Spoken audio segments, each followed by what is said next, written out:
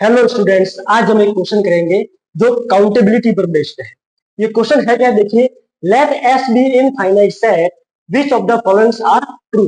Option A दिया हुआ है if F from S to N, मतलब ये एक फंक्शन दिया हुआ है which is one one then S is countable.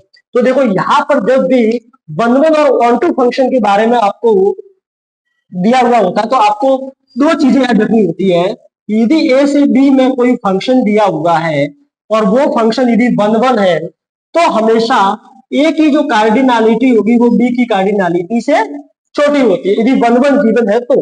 और यदि कोई भी दूसरा फंक्शन यदि ऑन टू दिया हुआ है, वो गिवन है कि वो ऑन टू है, तो हमेशा बी की कार्डिनालिटी जो होगी वो ए की कार्डिनालिटी से छोटी होगी। वन वन है तो ये छोटा होगा, ऑन टू है तो ये छोटा होगा।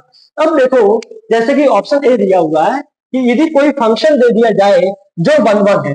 अब यदि कोई फंक्शन वन वन है, मैं ए ऑप्शन के बारे में बात कर रहा हूं। यदि एफ वन वन है, then cardinality of S is less than equal to cardinality of n, and we know that cardinality of n is अलिफ not because n is countable, तो ये अलिफ नॉट हो जाएगी। और कोई भी सेट की कार्डिनलिटी अलिफ नॉट के बराबर है, अलिफ नॉट से छोटी है, तो वो हमेशा काउंटेबल सेट होगा।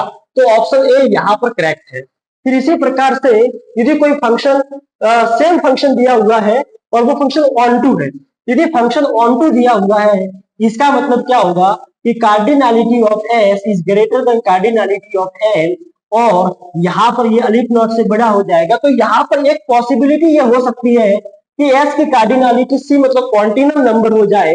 यदि ऐसा केस मिल जाता है तो वो अनकाउंटेबल हो जाता है, तो ये ऑप्शन डिस्कार्ड हो जाएगा। इसी टाइप से एक फंक्शन आपको अलग टाइप का दिया हुआ है जिसमें डोमेन को इंटरचेंज किया है।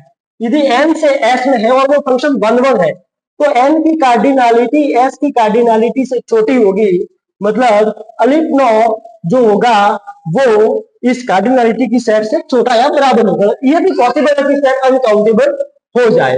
अब यहाँ पर देखो, यदि ऑन टू है, डी ऑप्शन में देखते हैं कि यदि ये फंक्शन ऑन टू है तो एस की कार्डिनलिटी हमेशा एन की कार्डिनलिटी से छोटी होगी। इसका मतलब एस की कार्डिनलिटी अलिफ नॉट से छोटी होगी, इसका मतलब एस काउंटेबल हो जाएगा। ठीक है, तो यहाँ पर ए ऑप्शन और डी ऑप्शन करेक्ट होंगे। अब हम एक दूसरा क्वेश्चन लेते हैं जो सीक्वेंस और रियल नंबर पे बेस्ड है।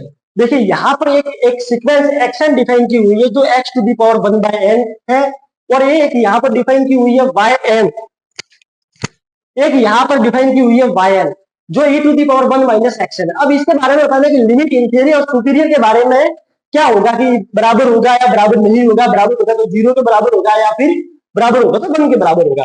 तो यहाँ पर हम कैसे करेंगे वो देखते हैं। देखो आपको गिवन है एक तो सीक्वेंस एक्स एन एन की पावर वन बाय एन, तो यहाँ पर हम यदि इसकी लिमिट देखते हैं एन टेंस टू इंफिनिटी पे, लिमिट यदि देख ले तो लिमिट क्या होगी यहाँ पे, limit n tends to infinity n to the power one by n, तो यहाँ पे लिमिट होती है वन। इसका मतलब एक्स एन तो है कन्वर्जेंट सीक्वेंस। इसी टाइप से जो वाई एन सीक्वेंस दी हुई है वन माइनस मतलब e to the power one minus x to the x n, अब इसकी यदि हम लिमिट निकालते हैं तो यहाँ पर थोड़ा ध्यान देना, यहाँ पर एन टेंस टू इंफिनिटी करेंगे वाई एन, तो ये होगा limit n tends to infinity e to the power one minus x n.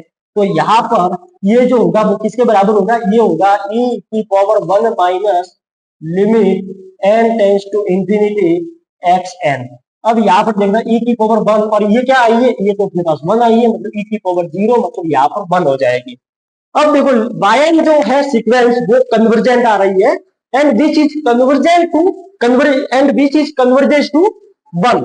अब यदि कोई भी सीक्वेंस कन्वर्जेंट सीक्वेंस होती है तो वहां पर लिमिट सुपीरियर और इंफीरियर दोनों बराबर होते हैं, और लिमिट सुपीरियर और इंफीरियर की जो वैल्यू होती है वो जो सीक्वेंस की लिमिट पॉइंट है, लिमिट होती है ना, वही वहां पर बराबर वैल्यू होगी।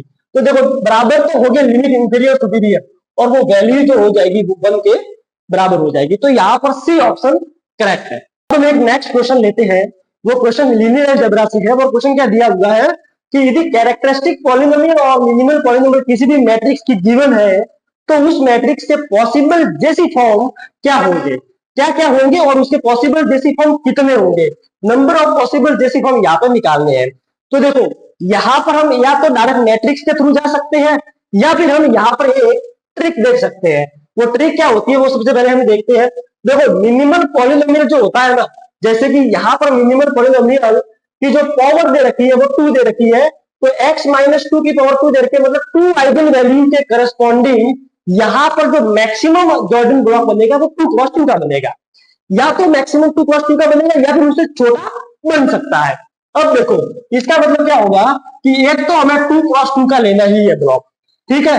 अब यहाँ पर पॉसिबिलिटी ये है कि दूसरा भी हम 2 क्रॉस 2 का ले लें, या फिर हम ये ले लें कि एक तो 2 क्रॉस 2 का ले ले, बाकी के दो 1 क्रॉस 1 के ले ले। तो यहाँ पर पॉसिबिलिटी कितनी आई, 2 आई, ठीक है। तो number of possible JC form यहाँ पर 2 होंगे। अब इसको मैट्रिक्स के थ्रू देखें तो कैसा होगा देखना, 2 क्रॉस 2 का तो एक ब्लॉक लेना ही है, तो ये 2 1 0 2, एक तो ब्लॉक ये ले लिया और दूसरा ब्लॉक भी हमने ये ले लिया। अब यहाँ पर कैरेक्टरिस्टिक पॉलिनोमियल की 2 के करस्पॉन्डिंग पावर 4 आ रही है, मतलब मैट्रिक्स जो होगी वो 4 क्रॉस 4 की बनती है। तो एक तो पॉसिबल जेसी फॉर्म ये हो गया, दूसरा पॉसिबल फॉर्म क्या होगा कि 2 क्रॉस 2 का तो ब्लॉक बनेगा ही बनेगा, दूसरा आप एक 1 क्रॉस 1 का और दूसरा भी 1 क्रॉस 1 का बना दो तो ये होगी दूसरी जेसी फॉर्म। तो यहाँ पर टोटल जो जेसी फॉर्म होंगे वो यहाँ पर 2 ही पॉसिबिलिटी है। अब हम नेक्स्ट क्वेश्चन देखेंगे रिंग थ्योरी से। अब इसमें क्वेश्चन क्या है, क्वेश्चन है दिया हुआ है कि which of the followings are PID, मतलब प्रिंसिपल आइडियल डोमेन। तो यहाँ पर 4 ऑप्शन दिए हुए हैं। देखो यदि हम डायरेक्ट रिजल्ट के थ्रू जाए तो रिजल्ट एक होता है कि यदि आर कोई भी आपको एक रिंग दे रखी है और आर एक्स का मीन होगा वहां पे रिंग ऑफ पॉलिनोमियल, यदि आर एक्स यदि रिंग ऑफ पॉलिनोमियल है और वो यदि पीआईडी होती है इफ आर इज फील्ड, यदि आर यहाँ पे फील्ड है तो आर एक्स पीआईडी हो जाएगा। अब हम जानते हैं कि जो जेड है वो जेड फील्ड ना होकर वो इंटीग्रल डोमेन होता है, तो ये इनकरेक्ट हो जाएगा, ये करेक्ट हो जाएगा। और जो सी ऑप्शन है, सी ऑप्शन देखो जेड अपॉन 6z, तो वो जेड 6 के आइसोमॉर्फिक होता है और जेड 6 एक फील्ड नहीं होता, तो ये ऑप्शन डिस्कार्ड हो जाएगा। और यहाँ पर ये आइसोमॉर्फिक होगा जेड 7 के, तो जेड 7x में ये फील्ड है, क्यों, क्योंकि जेड पी फील्ड होगा जब पी प्राइम होगा, ये इसमें थ्योरम होती है, तो ये करेक्ट हो जाएगा। तो ऑप्शन ए और डी ऑप्शन करेक्ट होगा। अब एक और क्वेश्चन लेते हैं हम जो इंटीग्रल कैलकुलस से लिया हुआ है और इसमें किसी भी रीजन का हम वॉल्यूम निकालेंगे। अब रीजन क्या दिया हुआ है, रीजन आपको ये दिया हुआ है कि इस रीजन का हमें वॉल्यूम निकालना है। तो जो वॉल्यूम का फार्मूला होता है वो वॉल्यूम ट्रिपल इंटीग्रेशन से निकलता है। तो वॉल्यूम का formula triple integration d x d y d z ये सिंपल तरीके से होता है। अब इसमें हम सबसे पहले क्या करेंगे, जो भी आपको ट्रिपल इंटीग्रेशन दिया हुआ है उसको हम डबल इंटीग्रेशन में सबसे पहले कन्वर्ट करेंगे।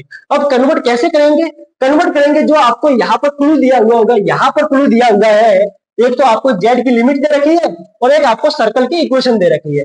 तो ये जो जेड की लिमिट दे रखी है ना, तो सबसे पहले हम यहाँ पर जेड की लिमिट रख देते हैं जो एक्स वाई से 4 इसकी अपर लिमिट हो जाएगी, और जेड के रेस्पेक्ट में पहले में इंटीग्रेशन करना है तो डी जेड यहाँ लिख देंगे और डी एक्स डी वाई पीछे लिख देंगे। अब देखो ये डबल इंटीग्रेशन में कन्वर्ट हो जाएगा, डी जेड का इंटीग्रेशन करेंगे तो जेड हो जाएगा और एक्स वाई, और यहाँ पर 4 तो लिमिट है ही, फिर डी एक्स डी वाई ये हो जाएगा। अब यहाँ पर डबल इंटीग्रेशन फिर ये हो जाएगा 4 minus x y d x d y. अब ये डबल इंटीग्रेशन में कन्वर्ट हो गया। अब हम यहाँ पर क्या करेंगे, जब भी आपको डबल इंटीग्रेशन को सॉल्व करना है और आपको एक सर्कल दिया हुआ है तो आप उसको पोलर में कन्वर्ट कीजिए ताकि कैलकुलेशन कम हो जाएगी। तो यहाँ पर देखो आपको क्या सर्कल दिया हुआ है, x square plus y square less than equal to 1। तो यहाँ पर एक्स की जगह आर कॉस थीटा करेंगे, वाई की जगह आर साइन थीटा करेंगे, तो यहाँ पर x square cos square sorry r square cos square theta plus r square sine square theta. तो आपको जो आर मिलेगा वो 1 से मतलब 0 और 1 के बीच में मिलेगा। तो यहाँ पर जब भी हम लिमिट पुट करेंगे तो आर हमें मिला 0 से 1, और यहाँ पर थीटा क्या होगा, तो एक सर्कल जब बनाते हैं हम वो भी 0 0 सेंटर लेके, तो हमेशा जो थीटा होगा वो 0 से 2 पाई तक रोटेट करता है। तो ये 0 से 2 पाई तक यहाँ हो जाएगा। बट इसको सबसे पहले हमें कन्वर्ट करना है, तो हम यहाँ पर एक बार वापिस स्टेप लिख देते, 0 से 2 पाई आर की वैल्यू 1 से, आर की वैल्यू 0 से 1, 4 माइनस एक्स और वाई की ये वैल्यू पुट करेंगे तो r square sine theta cos theta, फिर यहाँ d x d y, r d theta. अब देखो यहाँ पर मैंने जो डी एक्स वाई की वैल्यू लिखी है ना, ये वैल्यू निकलती है d x y del x y, मतलब इसका जैकोबियन निकालना होता है आर थीटा डी थीटा। इसका जैकोबियन निकालेंगे तो इसका वैल्यू आर आ जाएगी, तो ये आर डी थीटा, मतलब ये वैल्यू हमने यहाँ पे पुट कर दी। अब इसको हमें सॉल्व करना है। अब सॉल्व करने के लिए सबसे पहले हमें आर के रेस्पेक्ट में इंटीग्रेशन करना पड़ेगा। तो मैं यहाँ पर थीटा को 0 से 2 पाई लिखता हूँ और इसका आर के रेस्पेक्ट में करूंगा, तो आर यहाँ पर है तो 4r, तो 4r स्क्वायर बाय 2, आर की वैल्यू 0 से 1, फिर एक बार वापस 0 से 2 पाई, और यहाँ पर देखो आर क्यूब आ रहा है, तो आर क्यूब का करेंगे तो r to the power 4/4 sine theta cos theta, और ये डी थीटा हो जाएगा, और यहाँ पर भी ये डी थीटा रहेगा। अब देखो यहाँ पर 0 से 2 पाई, अब इसको यदि 2r स्क्वायर है तो यहाँ पर ये 2 डी थीटा रह जाएगा। फिर यहाँ पर हमें एक और मिस्टेक होगी, यहाँ पर हमें लिमिट रखनी है 0 से 1, तो ये 1/4 हो जाएगा, तो 1/4 हमने यहाँ लिख दिया, फिर 0 से 2 पाई यहाँ लिमिट लिख दी, तो साइन थीटा कॉस थीटा है, 2 से ऊपर नीचे मल्टीप्लाई करवाएंगे तो यहाँ पर 2 ये आ जाएगा, और ये हो जाएगा साइन 2 थीटा डी थीटा।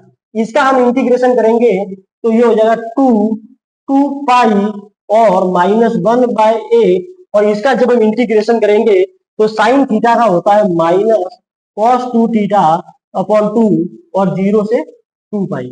अब ये होगा 4 पाई माइनस 1/8।